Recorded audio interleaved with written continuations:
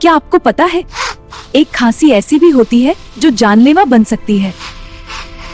इसे पर्टसिस या वूपिंग कॉफ कहते हैं। यह एक बैक्टीरियल इन्फेक्शन है जो सांस की नलियों को प्रभावित करता है। इसमें लगातार तेज खांसी आती है, सांस लेने में आवाज आती है और कभी कभी उल्टी भी हो सकती है। छोटे बच्चों के लिए बहुत खतरनाक हो सकता है। यह बीमारी हवा के जरिए फैलती है। जब संक्रमित व्यक्ति खांसता या छींकता है, कमजोर इम्यूनिटी वाले लोग जल्दी प्रभावित होते हैं। अच्छी बात यह है कि समय पर इलाज से ठीक हो सकता है। डॉक्टर की दवा, आराम और साफ साफ बहुत जरूरी है। ठीक है डॉक्टर, धन्यवाद।